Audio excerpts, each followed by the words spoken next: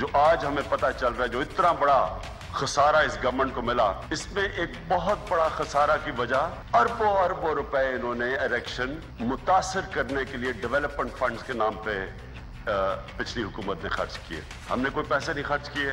Election साफ और शफाफ करवाया, जीते इसलिए कि लोगों की जिंदगी बेहतर हुई। मुझे महमूद खान पसंद है क्योंकि एक सादा और सच्चा इंसान है। उस्मान बुज़दार एक सादा आदमी, ना कोई प्रोटोकॉल, ना कोई कैंप ऑफिस। ये जो दो चीफ मिनिस्टर पंजाब और पख्तूनख्वा के मैंने सिलेक्ट किए, मुझे इनके पर कॉन्फिडेंस था। पहले तो बड़ा मसला था, सारा वक्त डर लगा रहता था कि अगर किसी को वजारत उठाया वो फॉरवर्ड ब्लॉक ना बुला रहे और गवर्नमेंट ना गिर जाए। अब तो हमें वो भी मसला नहीं है। Welcome to news wise. मैं हूँ आरिफा नूर और स्टूडियो में मेरे साथ मौजूद हैं जाहिद हुसैन।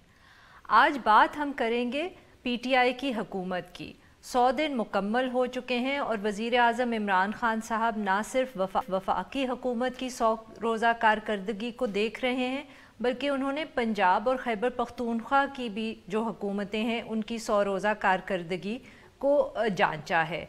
और बकौल वज़ीर आज़म के उन्होंने अपने जो दोनों चीफ़ मिनिस्टर्स हैं और हुकूमतें हैं पंजाब और खैबर पख्तूनख्वा की, उनको पास कर दिया है। अब ये क्या क्राइटेरिया है जिसकी बेसिस पे वज़ीर आज़म इमरान खान ने इन दो हुकूमतों को जांचा और फिर पास कर दिया? इसके साथ हम ये भी बात करेंगे कि बलूचिस्तान और सिंध की हुकूमतों के बारे में इमरान खान साहब का क्या ख़याल है, और ख़ास तौर पे सिंध का, जहां उनका बहुत सारा एक इंटरेस्ट है इस हवाले से कि कराची ने बहुत सारे पीटीआई के जो एमएनएज़ हैं उनको इलेक्ट भी किया है, और सिंध की हुकूमत के साथ उनकी काफ़ी टग ऑफ वॉर भी एक दो इश्यूज़ पे चल रही है, जैसे कि फ़ंड्स हैं और अब गैस का क्राइसिस है। इन सब इश्यूज़ पे बात करने के लिए आज साथ मौजूद है सीनियर सहाफ़ी मज़हर अब्बास साहब। Welcome to the show Mazhar साहब। जी शुक्रिया। जी मज़हर साहब, सबसे पहले तो आप ये बताएं कि जो इमरान खान साहब ने अपनी 2 प्रोविंशियल हुकूमतें हैं उनके बारे में कहा है कि उन्होंने उनको परखा है और उनके ख़्याल में चीफ़ मिनिस्टर्स ने बहुत अच्छा परफॉर्म किया है और you know he is sort of, क्या कहते हैं, सेटिस्फाइड विद देयर परफॉर्मेंस। तो आपका क्या ख्याल है कि क्या कारकर्दगी थी और क्या क्राइटेरिया था जिसके ऊपर इमरान खान साहब ने इनकी कारकर्दगी को जज किया है और फिर पास किया है? शुक्रिया। देखिए, जो आज की तकरीब थी वो ज़ाहिर है उन्होंने खैबर पख्तूनख्वा की गवर्नमेंट के 100 दिन के हवाले से की थी, और ऐसी ही एक तकरीब गालबन 17 तारीख को लाहौर में होने जा रही है जिसमें पंजाब के 100 दिन के हवाले से वो बात करेंगे। देखना ये था कि जहां इमरान खान ये बात कर रहे थे तो उन्होंने बिल्कुल भी आज की तकरीर में, अगर जितनी मैंने सुनी, अगर हो सकता है मैंने कुछ मिस कर दिया हो, तो उन्होंने जो साबका हुकूमत की परफॉर्मेंस थी, जो पीटीआई की गवर्नमेंट थी, जो परवेज़ खटक साहब की गवर्नमेंट थी, और उसी के तुफैल जो पीटीआई की जो परफॉर्मेंस थी, क्योंकि पहली मरतबा खैबर पख्तूनख्वा में ये हुआ है कि किसी पार्टी को दोबारा गवर्नमेंट उसी जो है वो मिली, और ये ज़ाहिर है ये उनकी एक सक्सेस स्टोरी थी। इसीलिए बहुत से सवाल ये उठे थे कि आखिर क्या वजह थी कि परवेज़ खटक को कंटिन्यू नहीं रखा। उसमें 2 तरह की राय आ रही थी। एक तरह राय ये आ रही थी कि जी परवेज़ खटक गालबन बहुत ज़्यादा पावरफुल हो गए थे और इसलिए शायद इमरान खान किसी को दूसरे को लेकर आए। लेकिन एक दूसरा व्यू ये था कि इमरान खान ने इस लिहाज से ये अच्छा किया कि उन्होंने परवेज़ खटक को परख लिया और उसके बाद उन्होंने एक नए आदमी को चांस दिया। लेकिन परवेज़ खटक को जो मिनिस्ट्री फेडरल में दी गई वो ऐसी मिनिस्ट्री नहीं थी कि जो परवेज़ खटक वहाँ अपनी सलाहियतों का लोहा मनवा सकते। तो एक तरह से बहुत से लोगों का ख्याल था कि परवेज़ खटक को बेसिकली थोड़ा सा साइडलाइन कर दिया गया है, लेकिन अब वो दीगर मामलात में वो ज़्यादा प्रोएक्टिव नज़र आ रहे हैं। देखिए, अगेन महमूद खान हो गए हैं वहाँ, इंटरनल पीटीआई में बड़े कॉन्फ्लिक्ट्स रहे हैं। आतिफ खान का अपना ग्रुप रहा है, असद कैसर का अपना ग्रुप रहा है, ख़ुद परवेज़ खटक का अपना ग्रुप रहा है। लेकिन इस वक्त जो इमरान खान लेकर आए हैं वो अगेन महमूद खान निस्बतन नॉन कंट्रोवर्शियल आदमी रहे, इसलिए लाए। जिस तरह उस्मान बुज़दार को लेकर आए पंजाब में, तो उस्मान बुज़दार को सिर्फ इस वजह से नहीं लेकर आए जिन सलाहियतों का इमरान खान जिक्र करते हैं, बल्कि वहाँ ये बड़े वादे ग्रुप थे। मदर, एक बात तो आती है साफ कि जो है सही है कि जो है वो महमूद खान को भी लेके आ गया, बुज़दार को भी। उसकी वजूहात जैसे सही कह रहे हैं कि बहुत सारे वहाँ पे ग्रुप्स भी बने हुए थे, तो किसी को ना किसी को बनाना था। लेकिन अब तक ऐसा मालूम होता है जो इमरान खान साहब की बातचीत में कि मुस्तकिल लोगों को शायद यकीन दिलाने की कोशिश करते हैं कि ये चॉइसेस अच्छी हैं। मतलब आमतौर पे तो ये होना चाहिए था कि अपॉइंटमेंट हो गई है, वो खुद बजाते खुद जो अपने कारकर्दगी की बुनियाद पे या अपनी जो भी काम वहाँ पे कर रहे हैं तो लोगों के लिए एक्सेप्ट वैसी हो जाने चाहिए थी। ऐसा लगता है कि बार बार जो ये कहते हैं कि ये दोनों बहुत अच्छी चॉइस हैं और बुज़दार साहब के मुतालिक तो कि वसीम अकरम प्लस हो गए, तो उनको लगता ये है कि अभी तक लोगों ने तो शायद या जो पार्टी के अंदर भी और बाहर भी जो अभी तक पूरी तरह एक्सेप्ट नहीं किया है।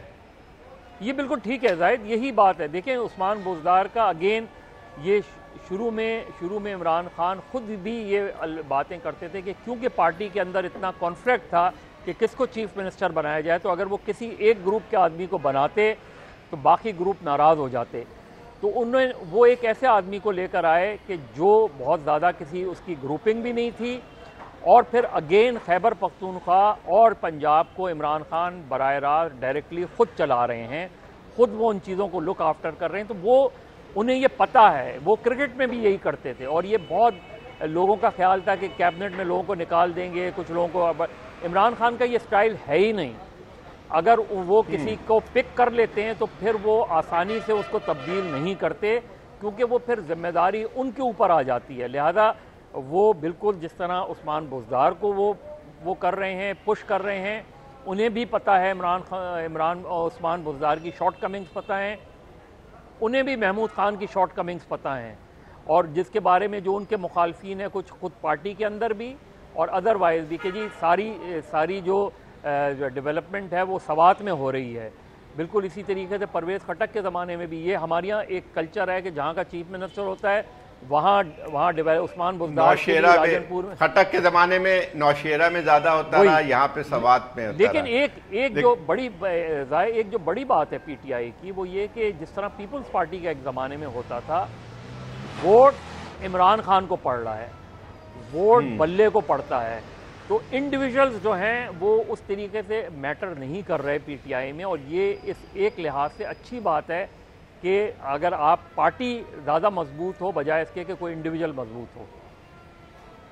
नहीं, बट इसके अंदर देखें ना मजहर साहब, फिर सवाल तो यही उठता है कि फिर जो इंडिविजुअल तो मजबूत हो रहा है मगर वो इमरान खान मजबूत हो रहा है ना, क्योंकि अगर कोई चीफ मिनिस्टर है जैसे बुज़दार साहब हैं और उनके बारे में बार बार वज़ीर आज़म को ये कहना पड़ता है कि ये बहुत अच्छा परफॉर्म करेंगे और फिक्र ना करें, तो बेसिकली पीटीआई को मैसेज ये जा रहा है कि वज़ीर आज़म इमरान खान चीफ मिनिस्टर बुज़दार के पीछे खड़ा हुआ है और इसलिए बुज़दार जो है वो कामयाब होगा। इसमें खतरनाक बात भी हो सकती है ना, जब आपको ये हो कि आप सिर्फ किसी सहारे के बलबूते पे खड़े हुए हैं कि जो है बुज़दार को जो है अगर किसी दिन भी इमरान खान थोड़ा सा पीछे हट जाते हैं तो वो तो ख़त्म हो जाएंगे, तो उसमें उसकी अपनी जो है एक लिहाज से जो अथॉरिटी है वो भी तो वीकेंड होती है।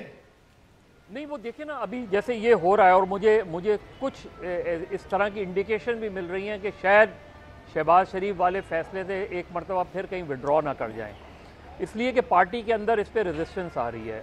पार्टी के अंदर ये प्रेशर आया है और बहुत ज़ोरों से आया है, पब्लिकली भी आया है और इंटरनली भी आया है कि ये हमने गलत फैसला किया है, जो पीएससी का चेयरमैन हमने अपोजिशन शहबाज शरीफ को बना दिया है। लेकिन वो तो मजहर इस वजह से आ रही, देखें क्या आप वाकई कह सकते हैं डिसेंट है, क्योंकि एक तो ये था कि इमरान खान साहब ने खुद इस मसले को इतना बढ़ा दिया था क्योंकि हर चीज़ पे हर तकरीर में वो कहते थे कि हम इसको नहीं बनाएंगे, ये आखिरी फैसला है, हमें ऑर्डिनेंसेस के जरिए भी बिल पास कराने पड़े तो वो हम करेंगे।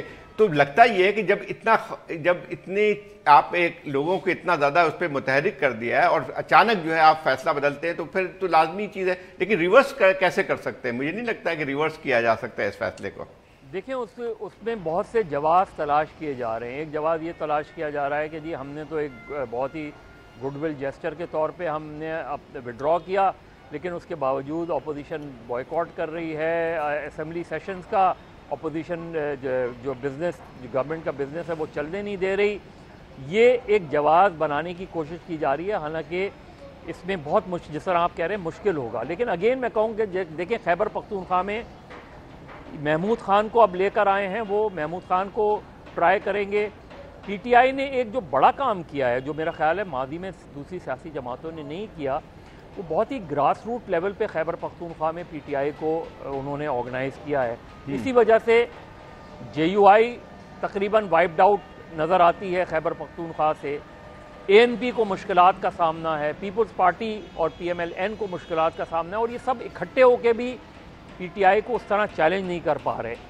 तो इमरान खान बेसिकली ये चाहते हैं कि इवन किसी जूनियर आदमी को या इनएक्सपीरियंस आदमी को भी वो चीफ मिनिस्टर बनाएं, तो वो ये दिखाना चाहते हैं, हालांकि ये बहुत रिस्क है ख़ासतौर पे पंजाब में, कि वो जी उसको कामयाब लेकिन वही बात आती मजहर, एक थोड़ा सा इस पे ये है कि जो आप केपी की बात कर रहे हैं, ये हकीकत है कि केपी के अंदर उनकी तंजीम बहुत मजबूत है, 5 साल हुकूमत भी कर चुके हैं, एक एक्सपीरियंस भी हासिल हो गया है और लोग भी उनके पास हैं जो चला सकते हैं। लेकिन पंजाब में वो सूरत हाल तो बहुत ही मुख्तलिफ नज़र आती है। पहली दफ़ा पावर में आए, यहाँ पे अक्सरियत इनकी बहुत ही मामूली है, फिर और ताकतवर लोग हैं, बड़ा प्रोविंस है, तो यहाँ पे तो चैलेंजेस उनके लिए बहुत बेतहाशा हैं। मगर इसमें if I can just add के खैबर पख्तूनख्वा में भी जब पिछली हुकूमत थी पीटीआई की, तो यही चैलेंजेस थे कि एक नई पार्टी थी, पहली दफ़े इलेक्शन जीती थी, और साथ में ये भी इशू था कि उस वक्त उनकी भी वहाँ एक बहुत कोई अच्छी मेजॉरिटी नहीं थी, उनको भी अलायंसेस बनाने पड़े। लेकिन तो खटक की वजह से खटक की वजह से होगा, मगर बात यही थी कि नन ऑफ देम वो पीटीआई लॉयलिस्ट्स इन दैट सेंस, और पीटीआई ने वहाँ भी इसी फॉर्मूला को अपनाया और बहुत कामयाब रहे। तो शायद मजहर साहब ये भी हो सकता है कि इमरान खान साहब अपना जो केपी में सक्सेसफुल तजुर्बा रहा है उसको रिपीट कर रहे हैं पंजाब नहीं में। लेकिन पंजाब में जो जाहिद बात कह रहे हैं, देखिए क्यों सिग्निफिकेंट है पंजाब में और क्यों मुश्किल है। पहली चीज़ ये कि आज भी पंजाब में नून लीग सबसे बड़ी जमात है। आज भी पंजाब में जो है वो पीटीआई को गवर्नमेंट बनाने के लिए उन्हें जमहूरी महाज, जनूबी पंजाब जमहूरी महाज बनाना पड़ा, उसको साथ मिलाना पड़ा, पीएमएलक्यू को साथ मिलाना पड़ा।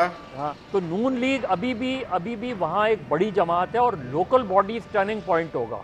अगले साल जो लोकल बॉडीज इलेक्शन होगा वो उस्मान बुज़दार के लिए टर्निंग पॉइंट होगा। इसीलिए पुलिस रिफॉर्म्स नहीं हो रही, इसीलिए सिविल सर्विस रिफॉर्म्स नहीं हो रही, क्योंकि पीएमएलक्यू और तो आप क्या ये कहने की कोशिश कर रहे हैं कि वो लोकल बॉडीज इलेक्शन अगले साल करवा देंगे? लोकल बॉडीज इलेक्शन होने अगले साल शेड्यूल्ड हैं, ड्यू हैं लोकल बॉडीज इलेक्शन, और इसलिए उनको डिफिकल्ट, आप देखें कि अभी तक लोकल बॉडीज का कानून नहीं ला पाए। उन्हें अभी भी जब ये डिले करने की कोशिश कर रहे हैं, अभी भी जो नासिर दुरानी साहब को हटाया था, तो इनिशियली तो इमरान खान बिल्कुल वही मॉडल लाना चाह रहे थे जो केपी का था, लेकिन उसमें चौधरी परवेज इलाही चौधरीज ने और दूसरे लोगों ने उनसे कहा कि जी पंजाब और खैबर पख्तूनख्वा बिल्कुल मुख्तलिफ है। पंजाब में आप पुलिस को कंट्रोल करके चीज़ें रिजल्ट ले सकते हैं, अदरवाइज नहीं ले सकते। तो वो उन्होंने पुलिस रिफॉर्म जो उन्होंने करनी थी उसको रोक लिया है उन्होंने, और अब ना सिविल सर्विस रिफॉर्म उस तरीके से होने जा रही हैं और ना पुलिस रिफॉर्म, जब तक पंजाब में वो कंसोलिडेट नहीं करेंगे, जो कि नहीं कर पा रहे अभी भी उस्मान बुज़दार जितना भी कोशिश कर लें।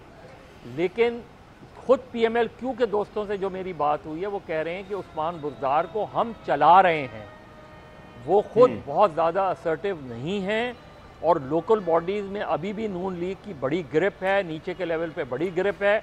इसीलिए ये डिफ़िकल्टीज़ हो रही हैं उनको कि जी लोकल बॉडीज़ अगर हम लाएंगे तो हम जीत सकते हैं लोकल बॉडीज़ या नहीं, और अगर बलदियाती इलेक्शन पंजाब में वो हार जाते हैं तो पीटीआई के लिए बहुत बड़ा सेटबैक होगा और उस्मान बुज़दार का बचना बहुत मुश्किल होगा अगर लोकल बॉडीज हार जाती हैं। जी बिल्कुल सही। पीटीआई के लिए जैसे कि मजहर साहब ने कहा कि पंजाब के अंदर अभी बहुत सारे चैलेंजेस हैं जो शुरू हुए हैं इस स्टेप के बाद कि जब उन्होंने हुकूमत बनाई, अब तो बाकी सारी चीज़ें उन्होंने यहाँ से हैंडल करनी है।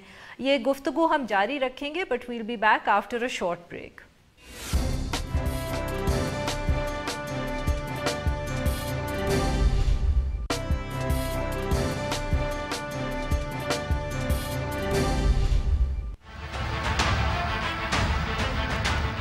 हमारी जिम्मेदारी थी कि हम सिंध की आवाम के बिहाफ पर उनका मुकदमा वफाक के सामने रखें कि कोई डेफिनेटिव जवाब वफाकी हुकूमत की तरफ से नहीं आया। उम्मीद ये करेंगे कि वफाकी हुकूमत होश के नाखून लेगी। Welcome back. अब गुफ्तगू कर रहे हैं मजहर अब्बास साहब से, और गुफ्तगू हो रही थी इस सिलसिले में कि क्या इमरान खान साहब ने जो एक मॉडल या फॉलो किया था खैबर पख्तूनख्वा में, जो इतना कामयाब रहा कि उन्होंने दूसरी दफ़े इलेक्शन वहाँ जीत लिया, क्या वो उसी मॉडल को पंजाब के अंदर इम्प्लीमेंट कर पाएंगे कि नहीं? आरिफा, हाँ, इसमें एक चीज़ खाली आती है कि जब हम मुआवजा करते हैं पंजाब की और केपी की 2013 के बाद, केपी में भी माइनॉरिटी गवर्नमेंट थी और उसमें माइनॉरिटी गवर्नमेंट के साथ साथ जो थी वो क्या कहते हैं, उसमें तीन पार्टियां जो थी उसमें उस कोalition पार्टनर थी। वहाँ फ़र्क ये था कि परवेज़ खटक जो है जब चीफ मिनिस्टर बनाया गया था तो वो बहुत ज़्यादा एक्सपीरियंस आदमी थे, उस सियासत को अच्छी तरह समझते थे, वो तकरीबन हर गवर्नमेंट में रहे।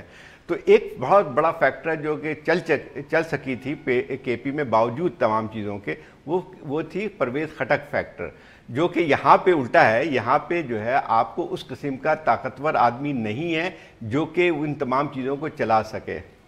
जी, अब हम बात करें मजहर साहब, we would like to ask you कि इमरान खान साहब की या पीटीआई की हुकूमत के ताल्लुकात सिंध हुकूमत से कैसे हैं? कोई आपके पास इंसाइट है कि जब ये मुलाकात हुई है इमरान खान साहब की मुराद अली शाह साहब से, तो वो एटमॉस्फेरिक्स उन मीटिंग्स की कैसी रही हैं?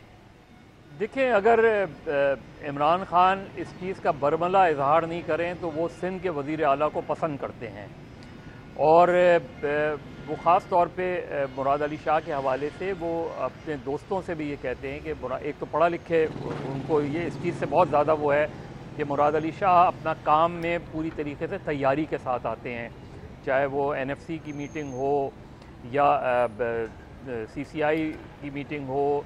इवन अभी जब आए थे तो कोई ज़्यादा लंबी बातचीत नहीं हुई थी, कोई 17-18 मिनट की मीटिंग थी, और इसमें बड़ी इंटरेस्टिंग चीज़ें हुई थी कि जब चीफ मिनिस्टर पहुँचे तो वो 2 मिनट शायद जल्दी आ गए थे, तो वो उन्होंने कहा कि मैं साइड के रूम में वेट कर लेता हूँ, लेकिन इमरान खान को जब ये पता चला उन्होंने बुला लिया। उस वक्त इमरान खान और गवर्नर लंच कर रहे थे, तो उन्होंने शाह साहब से कहा कि आप हमारे साथ लंच कर लें, लेकिन उन्होंने शाह साहब ने कहा कि मैं लंच करके आया हूँ लेकिन मैं आपके साथ बैठ जाता हूँ।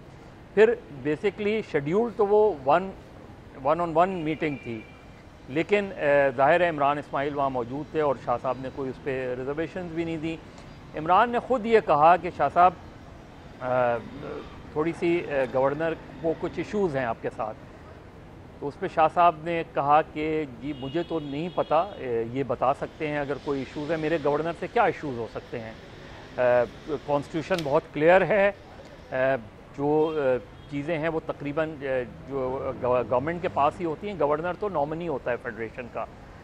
उस पर कुछ शाह साहब, कुछ इमरान इस्माइल ने लॉ एंड ऑर्डर के हवाले से, इंटीरियर सिंध के हवाले से बात की कि मुझे शिकायत मिल रही हैं, तो उन्होंने कहा देखें इस वक्त जो सिंध पुलिस है वो Sindh high court AD Khawaja के फ़ैसले के बाद तो इतनी इंडिपेंडेंट है कि जितनी और किसी सूबे की पुलिस नहीं है। मैं तो एसपी भी लगा नहीं सकता इस वक्त, तो वो सारा आईजी के पास इख्तियार है। बाकी कोई लॉ एंड ऑर्डर जो है सिंध में मुझे तो कोई ऐसी कंप्लेंट शिकायत नहीं मिली। तो उन्होंने कहा जी ऑपोजिशन वाले जीडीए वाले ये करते हैं, तो उन्होंने कहा जी मुझे तो इस चीज़ का जीडीए वाले करते हैं तो मुझे तो कम से कम मैं असेंबली में मिलता रहता हूँ, मुझसे कभी किसी ने इस तरह के हवाले से बात नहीं की।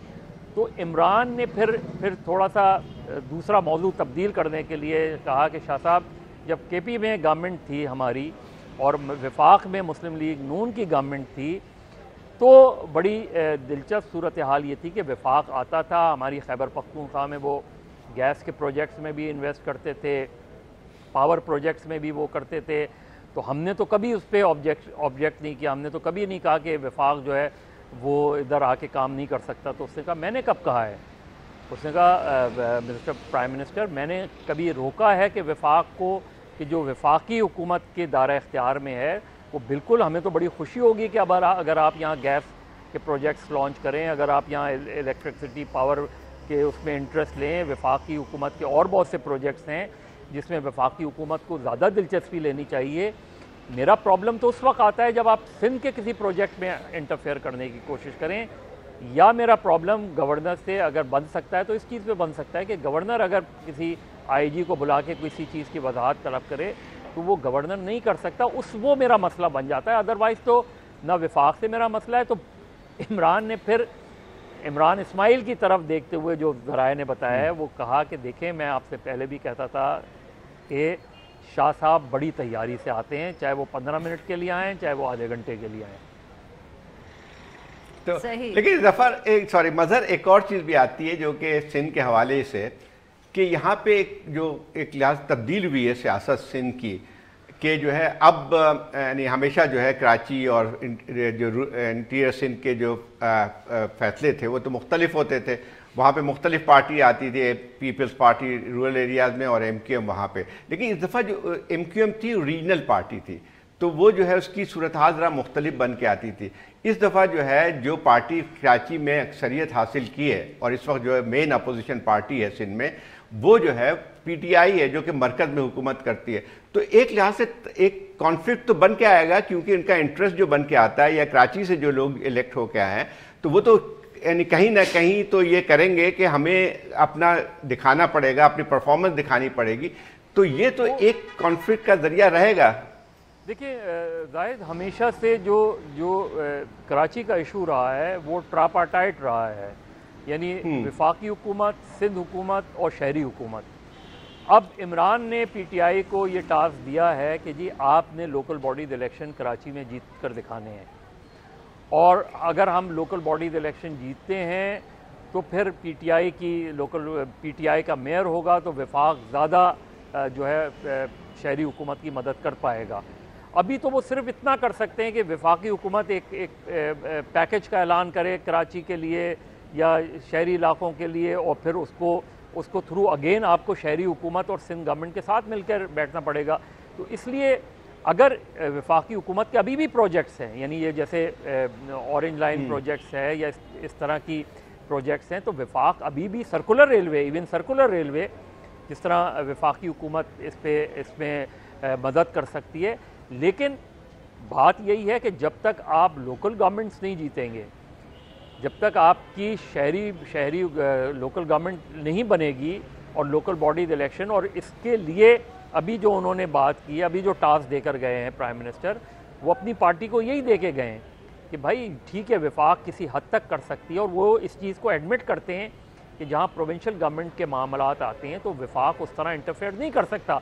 हाँ, मैं वफाकी हुकूमत की तरफ से कराची के लिए एक स्पेशल पैकेज ऐलान कर सकता हूँ, लेकिन उसकी एग्जीक्यूशन या तो शहरी हुकूमत के थ्रू होगी या प्रोविंशियल हुकूमत के थ्रू होगी।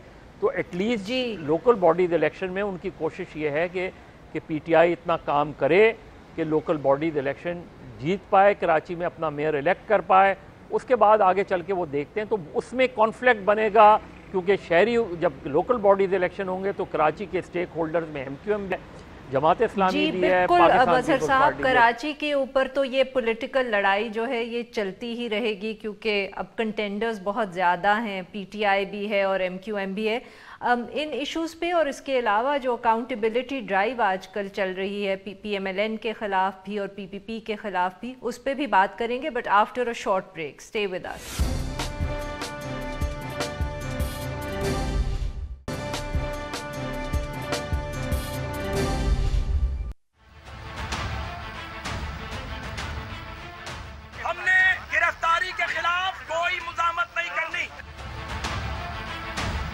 और PTI का चोली दामन का साथ है।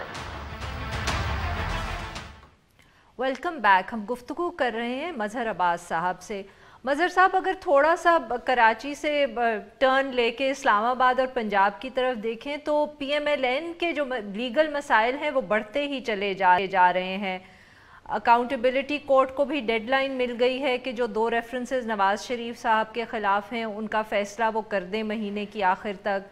फिर ख्वाजा साद रफ़ीक भी अरेस्ट हो गए हैं केस के अंदर। तो जो लीगल प्रॉब्लम्स हैं PMLN के वो ख़त्म नहीं हो रहे, बल्कि आज तो ये भी ख़बर आई है कि गालिबन राना सनाउल्लाह साहब के ख़िलाफ़ भी इंक्वायरी जो है वो ऑर्डर हो गई है। तो PMLN के जो का इस वक्त हाल है या उसका जो मुस्तकबिल है as a party, as an opposition party, और जो उनके ये सारे अकाउंटेबिलिटी के केसेस हैं, इनको आप कैसे देख रहे हैं? देखिए, एक चीज़ तो बड़ी वाज़ेह है कि PMLN एजिटेशन में जाने की पोजीशन में नहीं है, और ज़ाहिर है जिस तरह उनका एक DNA भी वो नहीं है कि वो स्ट्रीट पावर दिखा पाएँ। उस तरह की एजिटेशन कर सकें जो एक ज़माने में पीपल्स पार्टी किया करती थी। अब तो पीपल्स पार्टी भी ऑलमोस्ट PML बन के रह गई है। लेकिन PMLN का तो PMLN दो तरीके से गवर्नमेंट को अंडर प्रेशर रखना चाहती है, एक थ्रू पार्लियामेंट, और वो बड़ा इफ़ेक्टिव होगा। देखिए जिस तरह गवर्नमेंट जो पोजीशन ले रही है, उससे गवर्नमेंट को सबसे बड़ी प्रॉब्लम जो फेस करनी पड़ेगी वो लेजिस्लेशन में करनी पड़ेगी। और गालबन पीपल्स पार्टी भी चूँकि अब एजुटेशन उस तरह नहीं करती, तो पीपल्स पार्टी और PMLN की गालबन एक अंडरस्टैंडिंग ये बनी है कि गवर्नमेंट को लेजिस्लेशन के मामले में रुकावट डाली जाए, और वो काफ़ी हद तक वो इसमें कामयाब हुए। 100 डेज़ में देखें आप, कोई भी एक कानून नहीं बन पाया, और आइंदा भी एक सूरत हाल ऐसी नहीं बन पा रही कि हाँ तकरीबन 1-1.5 साल बाद जब सेनेट के इलेक्शन होंगे अगले 2020 में गालबन, तो उसके बाद एक सिचुएशन बनेगी कि सेनेट में PTI की मेजॉरिटी आ जाएगी। उसके बाद एक और बात भी आती है कि PMLN में एक चीज़ ये कि ठीक है उन पर दबाव पड़ रहा है, प्रेशर पड़ रहा है, लेकिन ऐसा मालूम होता है कि वो एक हद तक यानी बहुत ज़्यादा घबराहट का शिकार नहीं है। उनको शायद इस वजह से भी है कि जो सूरत हाल है, जैसे आप बात कर रहे थे कि अपोजिशन जो है वहाँ मरकज़ में बहुत स्ट्रॉन्ग है। मतलब ये है कि जो है PMLN की अपनी ताकत और उसके साथ साथ पीपल्स पार्टी भी जो इनका साथ देगी, लेकिन उनकी असल जो मेरे ख्याल जो है स्ट्रेंथ बन के आती है, जिसकी वजह से लगता ये है कि वो अब चीज़ों को समझ रहे हैं कि आगे चल के उनके हक़ में जाएगी, वो पंजाब में है। पंजाब में जैसे हम पहले बात कर रहे थे, अक्सरियत पार्टी वहाँ पर अब तक है, और सिर्फ 4 या 5 जो है सीटों का फ़र्क नज़र आता है हमें। तो मेरे ख्याल ये वजह भी है कि शायद वो इस पॉलिसी पे हैं कि जो है वेट एंड सी, आगे चल के खुद इमरान खान साहब इतनी गलतियां करेंगे या बुज़दार साहब चला नहीं सकेंगे, तो शायद वो आगे बढ़ सकते हैं। दूसरे जाहिद उसमें एक और इम्पॉर्टेंट फैक्टर है जो कि माजी में हम सब देख चुके हैं कि माजी में जो गवर्नमेंट्स जाया करती थी वो सूरत में जाती थी जब उनकी इस्टेब्लिशमेंट से कोई कॉन्फ्रंटेशन बनती थी। जब इस्टेब्लिशमेंट से कोई क्लैश बनता था तो वो झुकाव, वो जो एक ट्रॉयका होती थी वो फिर बिगड़ती थी। यही इस वक्त जो PTI का एडवांटेज है, जो बहुत बड़ा एडवांटेज है, और जो अपोजिशन भी किसी हद तक रियलाइज़ करती है कि इस वक्त PTI की फेडरल गवर्नमेंट की प्राइम मिनिस्टर की इस्टेब्लिशमेंट के साथ कोई क्लैश नहीं है, किसी किस्म का कोई क्लैश नहीं है। तो जब तक वहाँ कोई प्रॉब्लम नहीं होगी, उस वक्त तक एक तरफ अपोजिशन के ख़िलाफ़ केसेस हैं, जो केसेस इस गवर्नमेंट के बनाए हुए नहीं हैं। तो ये गवर्नमेंट तो अननेसेसरी इस चीज़ को वो कर रही है, वरना गवर्नमेंट तो बहुत खामोशी से भी इस चीज़ को हैंडल कर सकती थी, और गवर्नमेंट की वजह से नैब ज़्यादा कंट्रोवर्शियल हुआ है। वरना तो वो गवर्नमेंट बड़े आराम से कह सकती थी कि जी हमने कोई केसेस नहीं बनाए, तो नैब कर रही है, नैब जो कर रही है। लेकिन जो अपोजिशन के अंदर ही क्या आप ये कह रहे हैं कि फिर बेसिकली अपोजिशन जो है PPP और PMLN वो उस दिन का इंतज़ार कर रहे हैं जिस दिन हुकूमत की टेंशन होगी इस्टेब्लिशमेंट से, और उसके बाद फिर वो इस पोजीशन में होंगे कि वो PTI को अंडर प्रेशर डाल सकें? दूसरी बात और भी है कि इस्टेब्लिशमेंट की सही बात है कि इस वक्त जो सर्वाइवल है PTI की गवर्नमेंट के, वो एक हद तक इस्टेब्लिशमेंट के सहारे है। लेकिन बात ये आती है कि अगर ये परफॉर्मेंस नहीं करते हैं कि सूरत हाल तो बहुत जल्दी तब्दील भी हो जाती है। देखिए जाहिद, सबसे जो नवाज शरीफ साहब से एक तो बुनियादी गलती हुई जब पनामा हुआ, उसके बाद वो उन्होंने जो चांस लिया उससे उनकी गलती हुई। फिर जो 25 जुलाई 2017 के बाद फैसला आया तो आपकी ऑलरेडी इस्टेब्लिशमेंट से नहीं बन रही थी, आपने जुडिशरी से भी कन्फ्रंटेशन ले ली।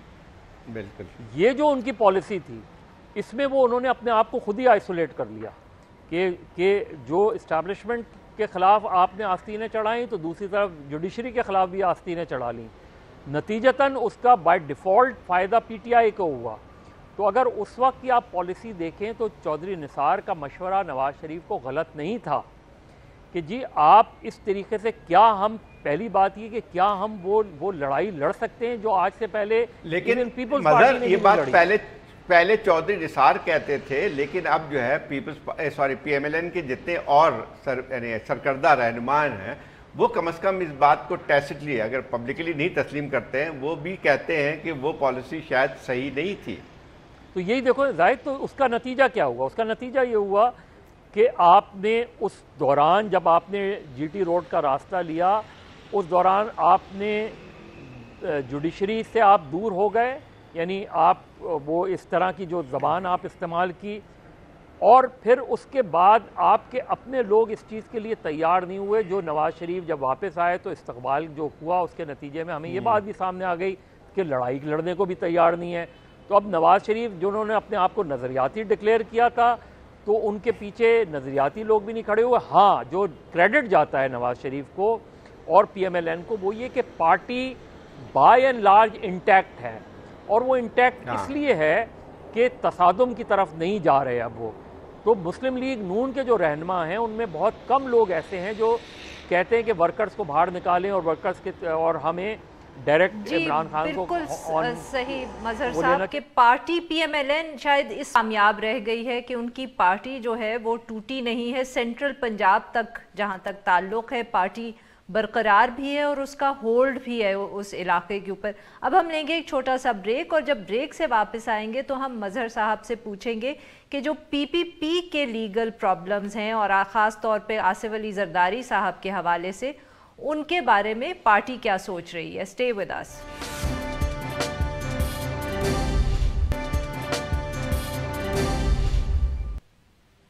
Welcome back. हम गुफ्तगू करें मजहर अब्बास साहब से।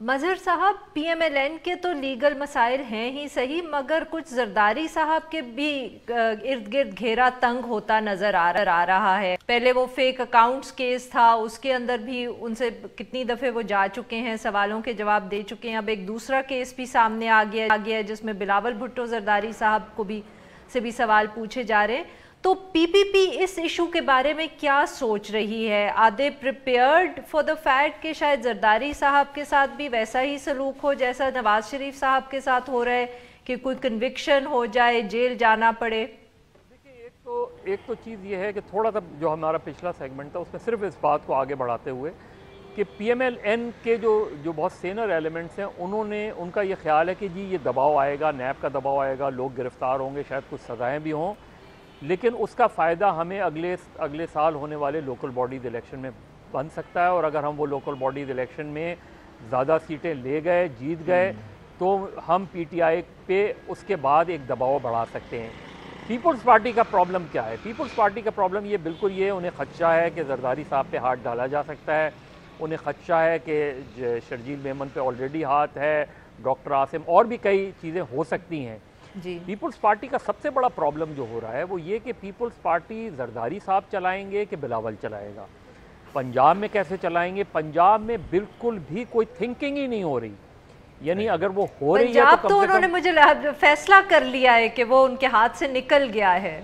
लग तो यही रहा है कि उन्होंने ये फैसला कर लिया है। वो सिर्फ देखें, वो उनका सबसे बड़ा जो डायलेमा वो फेस कर रहे हैं वो ये कि अगर वो नून लीग से हाथ मिलाते हैं तो पंजाब उनके हाथ नहीं आएगा, और ऑलरेडी मिला चुके हैं बदर। हाँ, मिला चुके, इसलिए जो ऑलरेडी इवन खैबर पख्तूनख्वा में तो पीपल्स पार्टी ने ऐसा लगता है कि बाय डिफ़ॉल्ट उन्होंने जहनी तौर पे अपने आप को सिंध तक महदूद कर लिया है।